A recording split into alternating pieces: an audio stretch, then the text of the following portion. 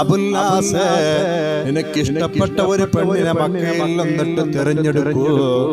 എത്ര വലിയ സുന്ദരിയായ പെൺകുട്ടിയാണെങ്കിലും നിനക്ക് കെട്ടിച്ചു തരാൻ മക്കാര് തയ്യാറാണ്. ഇനി മക്കയിൽ നിന്നല്ല പുറം രാജ്യത്തു നിന്നാണെങ്കിലും ശരി, നിനക്ക് ആരെയാണോ ഇഷ്ടപ്പെടുന്നത് നിനക്ക് ഇഷ്ടപ്പെട്ട ഒരു പെണ്ണിനെ കെട്ടിച്ചു തരാം.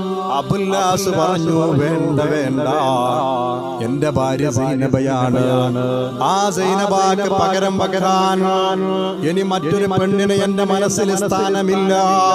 ഇനി എനിക്കൊരു ഭാര്യ ഉണ്ടാകുമെങ്കിൽ അത് സൈനബ തന്നെയാണ്. ഇനി സൈനബാനെ എനിക്ക് തിരിച്ചു കിട്ടിയിട്ടില്ലെങ്കിലും എനിക്കൊരു പെണ്ണേ വേണ്ട എന്ന് അബുല്ലാസ് പറഞ്ഞു പോയി. അങ്ങനെ 6 വർഷക്കാലം സൈനബ മദീനയിൽ വിധവയായിക്കൊണ്ട് അബുല്ലാസ് മക്കയിലോ താമസിക്കുകയാണ്. 6 വർഷത്തിന് ശേഷം അബുല്ലാസ് മക്കയിൽ നിന്ന് സിറിയയിലേക്ക് മദീന വഴി ഒരു കച്ചവട യാത്രയിലാണ്. ആ കച്ചവട സംഘത്തെ സ്വഹാബികളെ മദീനയിൽ വെച്ചുകൊണ്ട് പിടികൂടുകയാണ്.